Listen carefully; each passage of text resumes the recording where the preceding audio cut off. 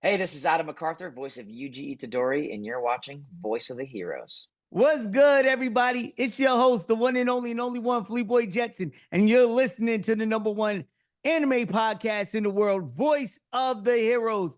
And if you're tuning in for the first time, please don't forget to like, comment, and subscribe to the channel. Also, click that notification bell so you don't miss any interviews or discussions with your favorite heroes and villains from across the world. And today we got a very special guest, and it's his birthday, man. That's right. Happy birthday and welcome our very special guest, Jesse Inocalla. What's going on, my brother? How you feeling today? Thank you. Thank you so much. Thank you for having me. Thank you for the birthday wishes. I'm so hyped to be here, Fleeboy. Thank you. Thank you, man, for joining. You're a huge part of my life right now because all my kids do is watch The Dragon Prince, and you're one of my personal favorites on the show. But we'll get more into that. Matter of fact, let's get right into that. Let's talk about The Dragon Prince, a Netflix original series, first aired September 14th, 2018. You play Soran, what like a I want to say, I would have said before he's more of a comic relief. Now I want to say in the arc that he's in now, he's a lot more serious, and he's had a lot of character development throughout the seasons. But he's been part of the season. We're on season 6 now. Can you tell us a little bit about your character? Yeah, so Soren is he starts the show as I've heard him referred to by the fans as like he's a golden retriever, you know? He's a golden retriever, himbo, real sweet kid. But he's also the youngest crown guard to ever be in Katalis, the kingdom in which the Dragon Prince takes place. He really wants to do good, and in the first 3 seasons, I think he has a really not twisted, but he's got it twisted as to how he can be heroic. And in the new season, starting with 4 and moving up through where we are now, 6, and coming into 7 this December, he, I think, really gets to embrace his own heroism. So 100% I agree with you. Like, he starts as comic relief, and he is a source of a lot of the comic relief in the show. But the thing I really love about the Dragon Prince is all of the characters are more than just the one thing, you know? It's easy. It's so easy, and it makes sense that, up front you think like, Rayla is this, brooding assassin who's like a badass, but she's also really funny. Yeah, she is. And I ain't gonna lie, I really loved her character in the beginning. Now she's getting a little annoying, because it's like she's always doing something to mess up, like just to further the plot. But I get it. I understand why they doing it. And Yeah, I don't know spoilers, but I kind of see the flip that's gonna come in the season 7. But speaking of season 7, right? I don't know if they confirmed if it's the final season of the Dragon Prince, right? It's to air December 19th, 2024. I'm not sure if that's confirmed or not, but it's not like we see 2 seasons come out the same year. We had one season 6 drop last month, right? Yeah. And season 6 dropped this past month. Yeah, so I'm curious why they didn't do like maybe a part 1, part 2, but I hope this isn't it for the Dragon Prince. Could we be getting any spin-offs? Because I don't want to leave the world of Zadia yet, bro. I can't speak to it because I find out when everyone else finds out, unfortunately. I found out seasons 4 through 7 were coming on a Comic-Con panel because Aaron hid it from all of us, and then he dropped it, and we all freaked out. It was great. So I suspect if there's more, if they get the last arc they want to get, that's probably how I'll find out. But I do know that, Aaron and Justin, all the guys at Wonderstorm, have been talking about wanting to do one more arc, which would be, I don't know how many seasons, but they want to do one more arc of the show, which would visit, new characters, old characters. And the way in which that's going to happen is the fans. Like, that's how it's going to happen. And I think the fan base for this show is strong because it's one of the best fantasy shows, animation shows that we have right now, the only one I can think of that's as good is probably Vox Machina. But Mm, the Dragon Prince is by far so wholesome. yeah. It's something that you could sit down with the family and watch. And even myself, I don't went back and watch seasons over. Like, hold on, these kids was talking a little too much. Let me lock in Yeah. and see. Yeah. So even for myself, I really enjoy it. It's one of my favorite fantasy shows out there right now. Um, Now I was just wondering, right, with Mm, Soren, um, the video game also came out. yes. Recently. Oh God. Yeah. I'm still playing it. And the video game just dropped about 3 weeks ago. I think they dropped the trailer for it. I don't know when the release did the release date come It's out with out. the trailer. The release, the game is out. It's That's officially out, right? It's officially out. It's on Android and iOS right now. And I, from my own conversations with everyone at Wonderstorm, they're like, yeah, we'll put it on whatever people want to play it on. But because it's a Netflix game, it's tied into your Netflix login. So you don't got to pay for it. I mean, you got to pay for Netflix, but then you get the game. And man, I'm enjoying it. I'm having so much fun with it. Did you do any work on that? I Did they did. bring you I in it? did. Oh, Oh that's yeah, awesome. all of us are in it. There are some new characters as well in the game that are pretty cool, both playable and non-playable. It's a lot of fun. It's hard. It's a hard game. It's I like, gotta try it out. yeah, man. It's Are there like, new stories? Like new, yes. or is it like a playthrough of the series? No, it's new stories. Oh, that's even better. It's new stories, new plot lines, new characters. The playable characters are all mostly people that you know from the show.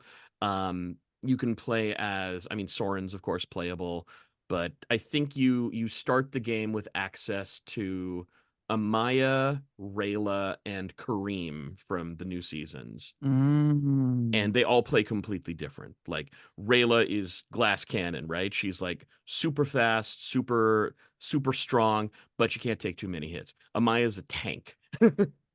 She's a tank in the, in the She's a show. total tank. I love playing as Amaya in the game. Like Amaya and Soren are my two mains Let's get to this one. Who's your favorite character? in Dragon Prince. Yeah, in the Dragon Prince. My favorite character and controversial pick because I'm in the show, I'm a lead on the show, is Amaya. Amaya's Mm. totally my girl. I love her. I love what they've done with her. I love that she is so she's groundbreaking, I think. Not just literally, because she could probably break the ground. But she's like I remember hearing this story at Comic-Con, one of the panels I was at with Justin and Aaron. They got feedback after the first season dropped that Amaya, these were from the deaf community, that Amaya wouldn't be wearing dark gloves because it'd be hard for other people to read what she's saying. Mm. And Justin and Aaron were like, "Oh, that's a really good point." So, because of the nature of streaming and because they had an ongoing relationship with the studio who was animating, they were like, "Hey, do you guys mind fixing this?" So if you go back and watch the first seasons now, she has like light gray gloves, so you can actually make out what she's saying in That's ASL. interesting. It's wild, right? That's actually dope that they catered to the They community like care. that. Yeah. Like it's crazy to think that, you know, it's such a small thing, but it means so much. And it's really powerful, really important, I think, that they were willing to do that for this character. It really shows how much they care. And I mean, outside of that, I just think she's a badass character. She's so well written. Um, her and Janai, like that's my power couple in the show. I love those two. Shout out to my girl Rena who plays Janai because she's so good. Yeah, they are really dope, man. That's what I'm saying. I tell all my friends all the time. I'll be like, yo, y'all seen the Dragon Prince? And they be like, what's that? And I'll be trying to put them on. If you're watching right now, any of my homeboys in the chat, any of the heroes and villains who haven't seen the show, I know most of y'all have, but if you haven't, I highly recommend it. It's such a different and wholesome show. Yeah. Now, you do play Soren, right? Yes. Have you ever played a villain? Oh yeah. Oh yeah. What's your preference? Do you Um like you more of the I get to be this, this comic relief type character or Yeah. more this serious for like type of character? What do you prefer, I heroes or villains? I kind of like both, man. I like them in different ways, right? Like Soren, anytime I get to play like a heroic character is always wonderful because, we all want to be heroes, right? And Mm-hmm. Soren has such a beautiful arc, and there's stuff in season 6. No spoilers for all y'all who ain't watched it yet, but get on it. For Um, real. there's stuff in season 6 that I watched with my partner, and she was like, I've never seen you do that before. Yeah, it gets really emotional It and gets really tense. really, really powerful work from myself, from Jason Simpson, who plays Viren, Raquel Belmonte, who plays Claudia. Like we're earning our checks on this one. Yeah, I ain't gonna lie, you was doing your numbers. That's what I'm saying. Like Soren is one of my personal favorite Yeah. characters on the show just because of his character development. You Yeah, feel what I'm man. saying? You see Yeah. him grow so much, and right now, like the upcoming season, I feel like he's gonna be a beast. What's gonna He's happen? Yeah, gonna be exactly. like what he just went through in season 6. No spoilers, but you could see the changes Oh yeah. that's being made with inside of him, and Yeah. I'm all for it. Do you watch now? You say you and your partner, right? Yeah. Watch the performance of Soren in season 6. Do you usually watch the work you do on animes or animation? Sometimes. If Mm, it's something I can easily get at, like I'm on the new season of World Trigger, and mm. I love it. I love playing Ikoma. He's a great character. I have so much fun with him. I don't have a way to watch that here in Canada yet. Once I can, I'll be there. But, and sometimes I do stuff where like, it's not my personal thing, but I'm happy to be a part of it, right? Like I was in My Little Pony, and like I love the fans, they're all great. Not my type of show. So yeah, I didn't watch my Mm. stuff. I think I may have watched my episode, but Now, I don't know if you ever got this, but you do not look like the guy who could play Soren. I You know. look so tough in the face. I'm not even gonna lie. You look like I don't even. I mean, somebody you see in the street, like, "Hey, bro, how you doing, man?" No, Yeah, but man. it's crazy. The that just shows the range, and you can't never judge a book by its cover because Absolutely. the characters you play. When you look at yourself and you look at the characters you play, you're like, wow, this is like night and day.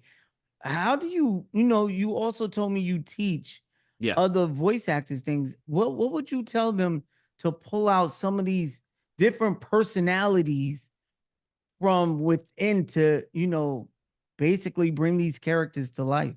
Yeah, man. I would say like the thing that I always come back to with a lot of new talent is a lot of people are concerned with like doing the voice. They're doing an impression. They're doing like everyone's got a Gollum voice, right?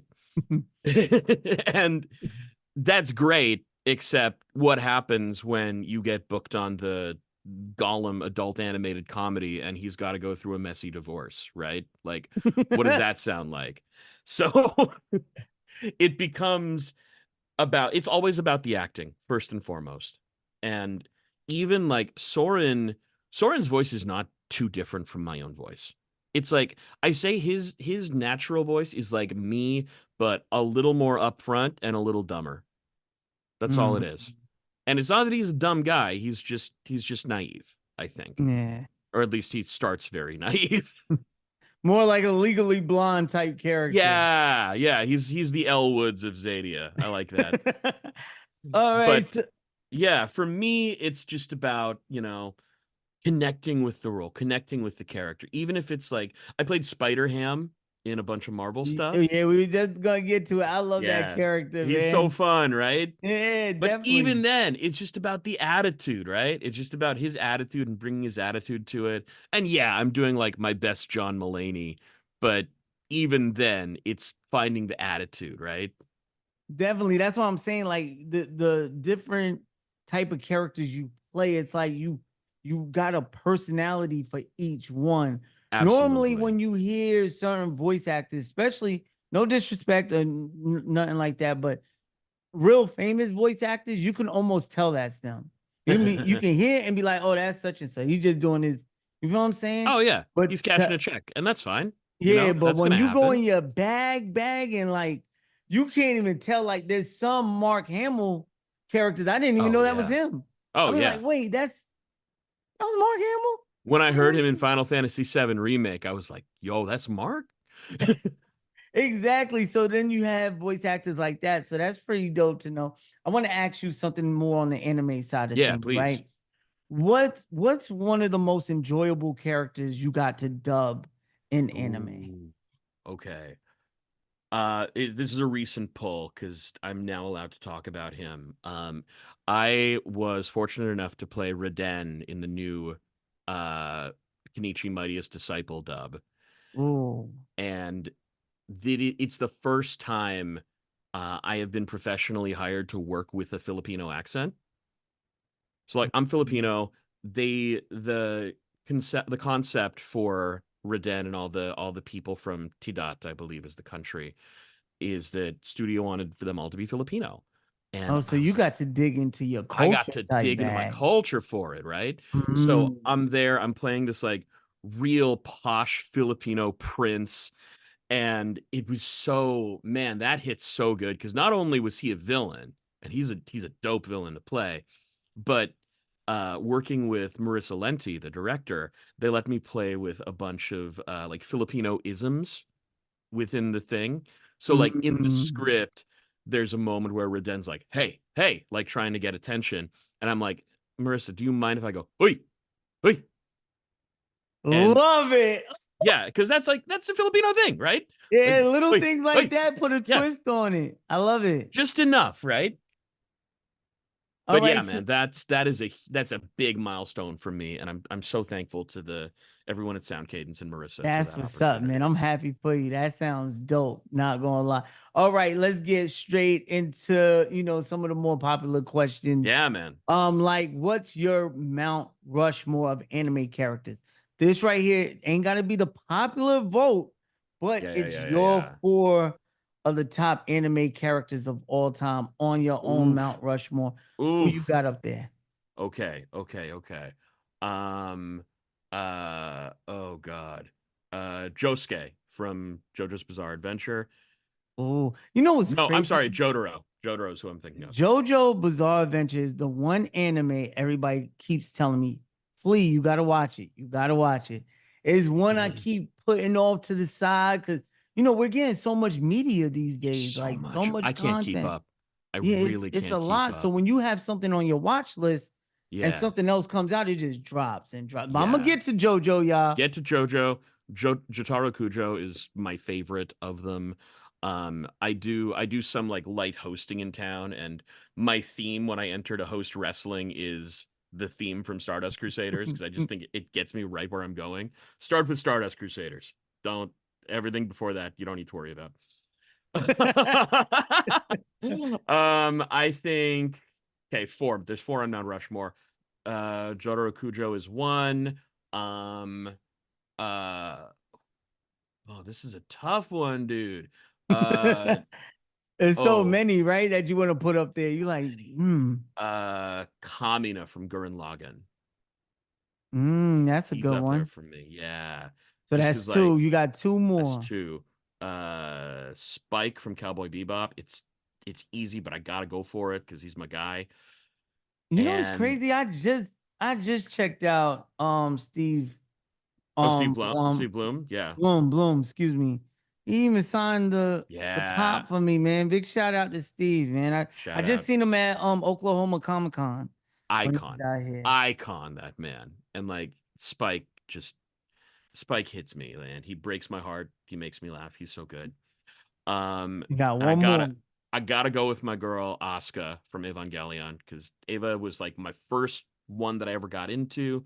It hits me super hard. Tiffany Grant's performance as Asuka shatters me. It's so good. And I've had the chance to meet her and say that, and she's just the sweetest person as well. So I think those are my four. That's Those are my dope. That's an four. interesting forward too, man. I love it. I love the different answers we get here on the show. What was you doing before acting, right? And what inspired you to Ooh. become an actor? Um, A little bit of everything, honestly, right? Like my dad was a stuntman. My dad's a grandmaster martial artist. Oh, I teach martial arts as well. I teach Arnis Filipino martial arts, and I teach capoeira. Um, I also that interesting. so I would go to set with my dad when he would do stunts, and I fell in love, man. I wanted to be in action movies when I was a little kid. I grew up Hey, I can see the first movie my dad ever took me to when I was a baby was Rocky. And my mom was so pissed. it. But like Hey, I was a look, baby. I don't you're a remember man's nothing. man. Right? So I really wanted to get into this. I grew up watching Bruce Lee, Jackie Chan, Chow Yun Fat, like the classic like gun ballet martial arts films. And I really wanted to do that. So I went to acting school, graduated top of my class. I was like half the size I am and hair down to my shoulders at the end of it because I was a big weeb and, long hair, pretty boy thing. And I get out into the world, and one of my acting teachers says it best. He says, they took one look at you and they were like, cool, what do we do with you now? Because, like, I knew I was good, but there was no place for me here in terms of on camera work, right? Mhm. And I got real low about it. It broke me up. And my agent at the time reached out and was like, "Hey, my friend Michael Dobson is having a voiceover workshop. He has a slot open. Do you want it?" And I'd always thought about voiceover and I always loved voiceover, but I didn't think of it as like a main focus in my career, right? So I'm like, what else do I have to do on a Saturday? Let's go. Here's my money. And I showed up at Dobson's house. Now, you know Michael Dobson? No, I didn't get the pleasure to Okay. meet him yet. I would recommend because the man is again absolute legend, man. He's in all the ocean dubs of everything. He's such a sweetheart too. Real nice man. Still a very dear friend to this day. But in that workshop, I credit that workshop with opening my mind to the possibility that this is a career. And after that point, I was like, yo, it doesn't matter how like short I am, how nice my hair is, how good my six pack is, right? It matters, can you do the job? And I just focused in at that point, and that became like my purpose. Mm, So, interesting. there were years where I was still fighting my way in, and I was like bartending and managing warehouses, and like, But you kept the dream alive. you gotta, man. Otherwise, you Yeah, die. yeah, true indeed. What do you think is the biggest misconception that people have about voice acting? Oh God, that we work all the time. It's That's a big consistent, one. right? Yeah, that it's consistent, right? Like a good for me personally, and I'm to be fair, like I'm in Vancouver, I work remotely for LA, for Texas, for wherever, for China. Like most of my time is spent auditioning. Like 99% of this job is auditioning and never hearing back. And it's tough, it's that's any actor's life, of course, but Yeah, a good friend on the channel, Michael mm, Swalby, that act, of course, yeah, Schwalbe. yeah, Love him. he Yeah, told me, man, he might do like 100 auditions and get called for like one, and maybe. Yeah. that's something monthly or weekly. Yep. So it's really a numbers game in that business, huh? It is. It is batting practice most of the time. It's showing up and just trying to hit a home run each time. And you might hit the home run, but your team might not be playing. True. All right. So now let's get to something more more within a personal realm, right? What's one of Please. the lines from one of the characters that you might have voice acted? What line resonated with you the most on a personal level from Ooh, them? okay. One of my favorite pieces I've ever gotten to do in my entire career up to this point is the third season of Dragon Prince when Soran has his speech about realizing that what Viren's doing is evil. And he says at the very end, we need to look evil in the face and say no more.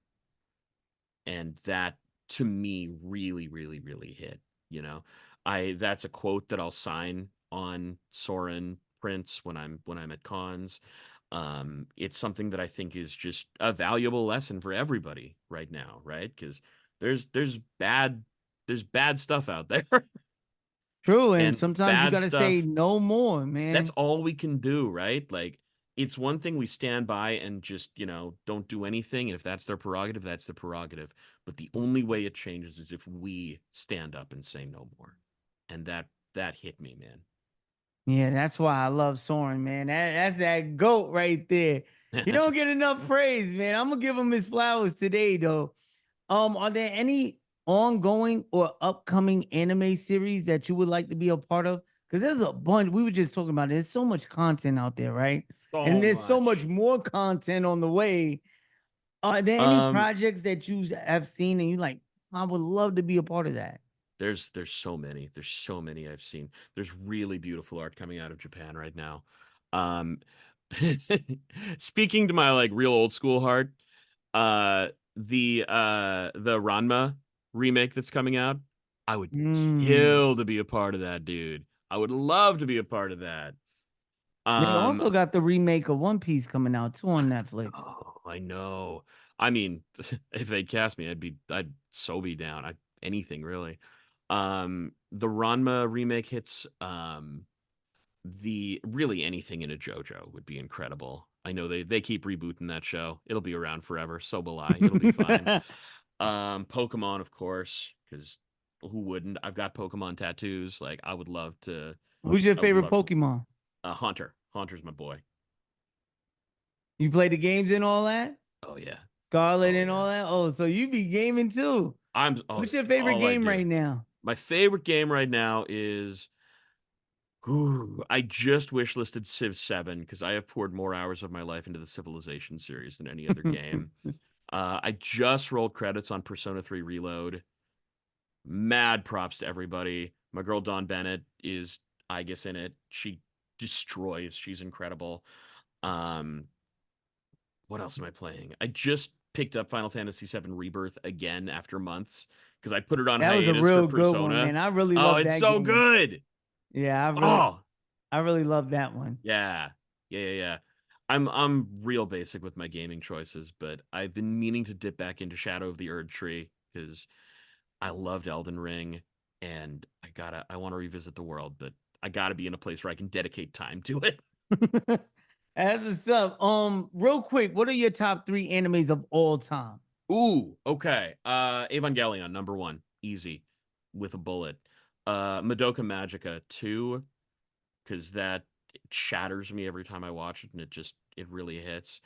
Um, third choice, I'll go a little obscure because it's a fave that I don't think gets its flowers. Samurai 7. I really like Samurai 7. Mm. It's if for the listeners who don't know what it is, it's kind of a cyberpunky retelling of Seven Samurai by Akira Kurosawa.